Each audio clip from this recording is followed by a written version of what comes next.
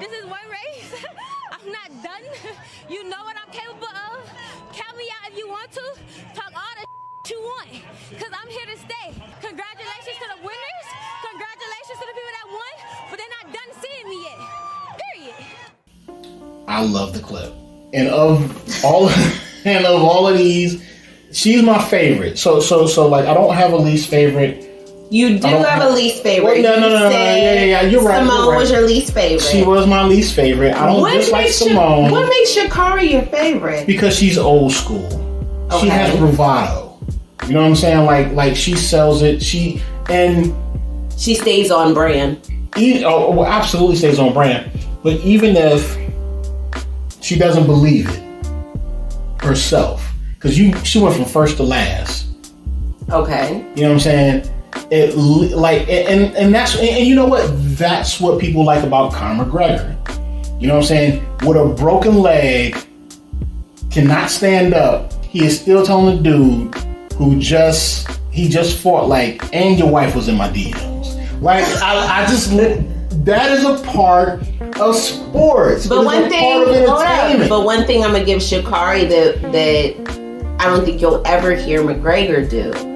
She said, yeah, I made some mistakes, but she wasn't willing to be defined by that mistake. She's like, I made some mistakes. This ain't the last you gonna see of me though.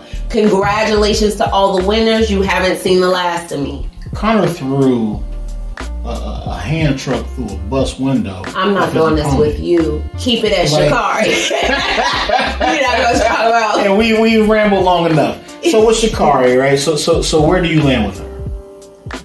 I like Sha'Carri. And I am not disappointed with her performance. What I'm disappointed in is the way black people turn their backs on Sha'Carri. So when it was looking like she was going to take us to the promised land at the Olympics, everybody was team Sha'Carri. So is it black folks or black Americans? Black folks. Because she got beat by black women. Let's go. Oh, I'm sorry. Black Americans. Now you... Black Americans. Because we're I take that back because I think it was a mix of people. No, but those Jamaicans smoked her. No, they smoked her, but I'm saying that does not in turn give us the right to dog this woman and drag her but we social did. Media. No, we did not. They did. But let's act as though we are a part of Black American society. Because here's my thing, right? The reason why I brought up the Jamaicans winning was because you in that moment were a part of Black America and the people who dragged her. You know what I'm saying? You weren't in that moment, right? But you were. But what I'm saying is, when you say we, you're not saying the collective we as if you were a part of them. You didn't you weren't a part of the lynch mob. I'm talking about black people. But when you say we, you are saying black folks. And the issue that I had with what happened to her was she got beat by black women. But I don't think even if she would have got beat by white women, that's not my issue. It's the way that people turned on Sha'Carri. Black folks. When she came and laughed, because it goes back to what I said before. I expect more from us. I expect more from us. Would you like to have more from us, or you expect more from us? I expect more. There you go. From because us. I think she got exactly what I expected her to get from Black Americans. But it wasn't just Black Americans. That's all that, you know what I mean? That's all that mattered in the context. I didn't hear of white folks saying, "Oh my gosh, Sha'Carri, how did you come in last?" No. So white people. So let's be very clear. White people definitely had stuff to say. White folks had stuff to say. What? However, it hurts more when it comes from your own people, and that. So what did they have to say? Name one thing that a white person said that a black and something that a black person said. I didn't see any outside of sportscasters who are the worst. So I'm talking about people on the Shade Room, the commenters from the Shade Room, Black white Twitter, folks on the show. Black folks. I mean, people of all kinds. I don't care how white people feel about Sha'Carri. I felt like the majority of the support around Sha'Carri when she was banned from participating in the Olympics, Black people were making the most noise. Mm-hmm. Let her run, let her run. It was just weed, all this, that, and the third. And she comes in last during this tournament or what? That's the only thing I can call it. This meet or whatever. Now qualification. She talked all that stuff and came in dead last. All that popping off. Even Bolt was like, he told her to shut up and train more. Yeah. You know what I'm saying? And I feel he's like Jamaican, no? He is Jamaican, but I'm saying, like, being the amazing athlete that he is, I expect that conversation to happen privately and not out in the open. But if he was asked about it was like, and that's the thing I always have. That's the issue that I always take with sound bites. Is, you know, nobody never asked where that soundbite came from. Meaning, like, did it come because that person just volunteered that information, or did it come because it was asked of that person? We don't act like people don't go through media training, and he couldn't have found a better way to answer that question and spoken to Sha'Carri. So now it's on the same boat. When he's asked a question in front of a camera and they say, yo, what do you think of Sha'Carri and what she said after she came in last, after being the fastest American woman in the world? Like, it's on Usain Bolt now to, in that moment, say no comment or no, whatever. I mean, public praise, private criticism, right? So, like, say, oh man, she's the truth. She's the greatest of all time. She is a wildly talented. Or not be honest. Like, you want him to she's a wildly talented runner. She's a young girl. She's got work to put in, and I think we'll see her back again better than ever. So, as you say, not supposed. So, like, go ahead. A Sha'Carri. Listen, man, they asked me this about you. Can I give you some advice? A conversation that never has to see the light of day in the media. So what? And I'm not blaming Bolt, because he was honest. So I'm never going to knock a person for being honest. You know what I'm saying? But there's a time and a place for all things. Come on now. So in that moment, he's supposed to say. Things. So you want him to say no comment. I don't want him to say no comment. He can give a comment without saying, shut up and train harder. He didn't say those words exactly. He's supposed to do that because why? He's supposed to not give his honest opinion in that moment because they're kindred spirits, because they go through the same thing. On the strength that she's a black woman and she's already getting it. She's already getting it from every angle, right? I expect that from somebody else. I think it's Brandon Marshall has more than an athlete. Okay. And you have there are people, even like Tiger Woods, saying like, I'm not black, I'm not white, I'm Caucasian. And then you have people who feel as though they are more this than they are that. Right? Like, and that goes back to what I said earlier about how black people feel like they have a monopoly on athletes of color. If they have a drop of black, they want them to claim black. But I'm only giving you that example because we have to talk about, like, in order for you to cast disparities on Usain Bolt, we also have to go into what he thinks he is. Maybe he doesn't identify himself as black before he identifies himself as an athlete. Maybe he doesn't identify himself as because what we also have to, like, and what I believe he is, I believe he's Jamaican. I believe he's Jamaican. And what we have to also take into account if we're going to bring Usain Bolt into the conversation is, what about his country? I agree. What if he feels as though, like, because we don't know how that conversation went, but guess what? Let's say for the sake of this conversation, Usain Bolt is Jamaican. If he's Jamaican, what I do know is that Jamaicans were one of the countries that smoked Sha'Carri. They smoke everybody every year. Nigerians too, but whatever. Yes. We're not going to go there, right? But what I'm saying is, so, like, you have to meet people where they are, and you also have to know where they are. You know what I'm saying? So, like, if we're going to bring Usain Bolt in it, what is he first? Is he a black person first, as in a descendant of Africa? because he's not a descendant of slaves.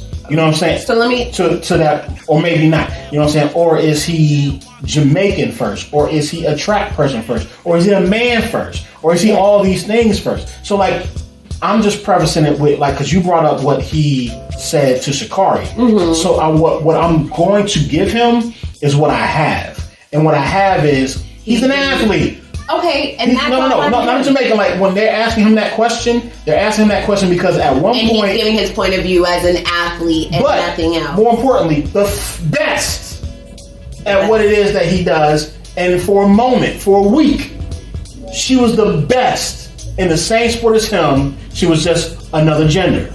You know what I'm saying? So like when I hear him say what he said, I'm taking it as I was I don't know. I don't follow track and field. But I am the fastest man in the world, or was. For a moment, she was the fastest woman in the world. So I'm going to disqualify gender. I'm going to disqualify race. I'm going to disqualify nationalism. I'm going to disqualify, and I'm going to take him for what he's saying. What he's saying is, shut up and run and get better. Don't come off of a loss, get in front of a camera, and talk about how you ain't this and you still that. You know what I'm saying? She owned that. She owned that. And she could have walked past that microphone. Come on, man. Take the L. She took the L, but then what would people have said about her then? She's a source where she came in last. Less than they're saying now? No. Please. That's what they're saying now. Please. She was a sympathetic figure for a moment. Please. For a moment, because she leaned into that. Just be like, yo, like I'm still getting, like, but to do what she did. And look. Hold on, what did she say wrong? Tell me what she said wrong. Nothing. And that's the thing that I'm saying. Like, I like her the most because she came with the bravado. I like her most because she was what I believe an athlete is supposed to be. So let me say this. Confident even in loss. But here's my thing. But humble. But this is what I'm going back to what I said in the beginning. I got a problem with Sha'Carri. Mm-hmm. I got a problem with the criticism she faced by people who look like her, regardless of what they identify as. Mm-hmm.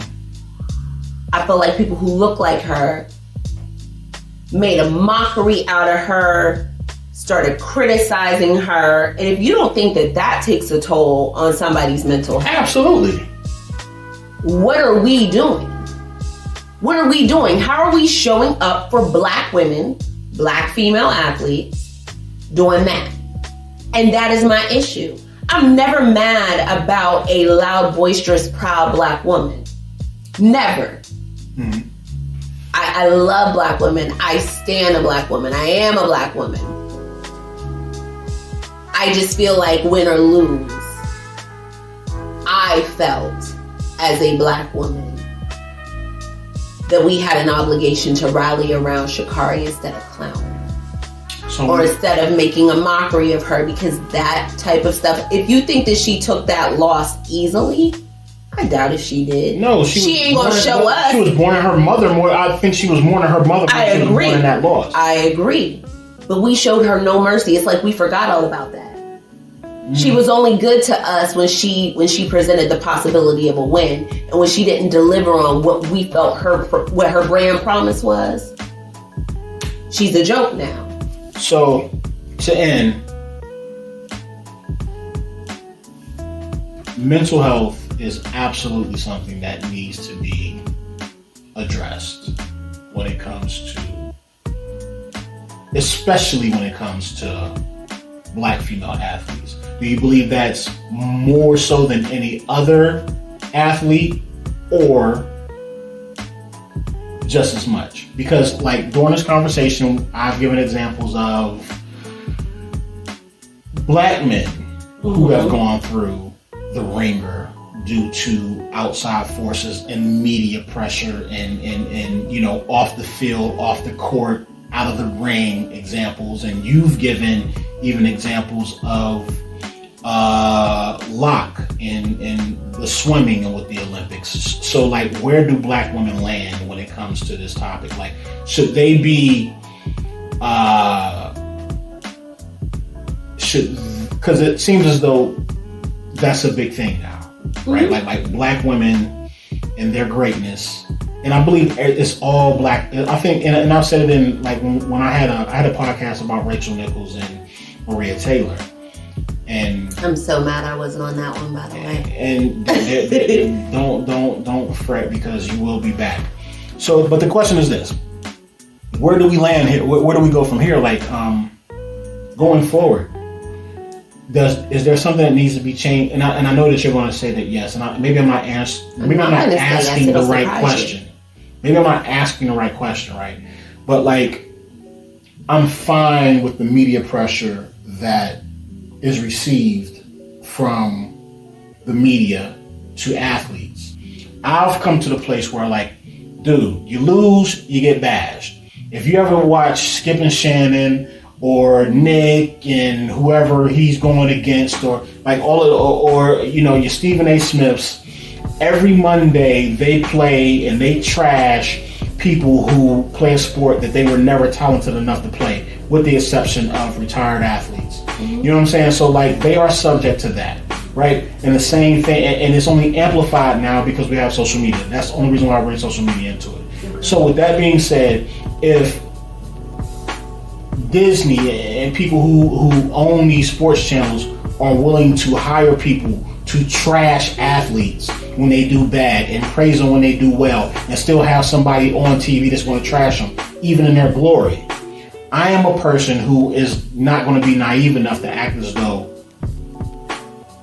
it shouldn't be done, or like that we're going to go backwards, right? So like, if LeBron, being one of the most polarizing figures, he's hated by as many people as he's loved. You know what I'm saying? And he gets way more criticism when he loses than an Osaka or a Serena but only because the sport that he plays. You know what I'm saying? Like, how do we find the medium, or what needs to be changed to make it okay across the board? Or should female athletes be treated differently than male athletes? Or should sports be treated different than other sports? I think people need to be treated like people, regardless of if you are an athlete, an actor, actress, a singer, any type of entertainer, because it's all entertainment, right?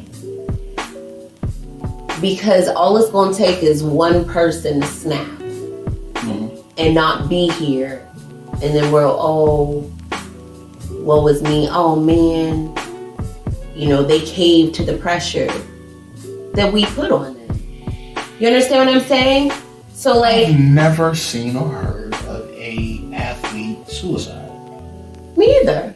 But I'm talking about entertainers in general, right? Well, entertainers, there's plenty of suicides. But what I'm saying is but to keep it to athletes. Right, to keep the athletes. And there's not one until there is one. And that's all. So maybe that. And I don't want it to take us losing one that we really love. But in the culture that we're in, that's what it's going to take. But see, and that says a lot about us, about it as a society. That's trash of us as a society, right? Because as polarizing as LeBron is, right? You said he's polarizing. Absolutely. Loved and hated equally. I love LeBron. I don't like him. I love him. Well, you're a jerk.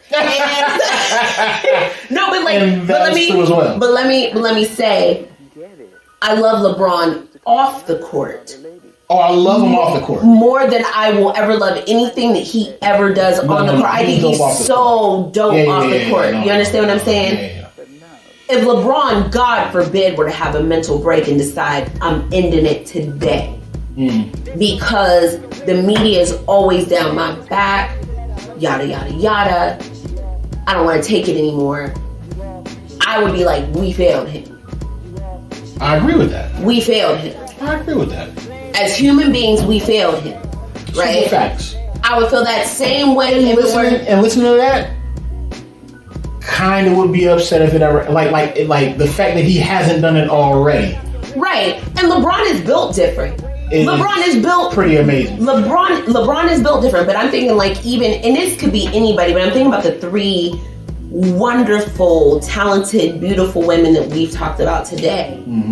Simone, Naomi, Sha'Carri. We're all just one moment away. A lot of us are one moment away from just snapping. I don't want to see that happen to them or anybody. And I'm saying, if what it takes to keep them here, I don't care if Sha'Carri never runs another race. I don't care if Naomi ever swings her racket again. I don't care if Naomi shows up to anything regarding a beam or a vote or whatever. Are they here? Because they've made impact. We're talking about it. They touch lives. And so I just feel like as it pertains to female athletes, I want us to be more. And when you asked about should we prioritize Black female athletes above anything else, I'm very cautious of how I answer this, right? Mental health needs to be a priority for everyone. Facts. And I think it's just time to bring up Black women's mental health to the same level of priority as everyone else's. And I don't believe that mental health has been a priority for any race, in any sport, or any culture. We give grace in certain spaces, and but not in Black, sports. Yeah, we do. Yeah.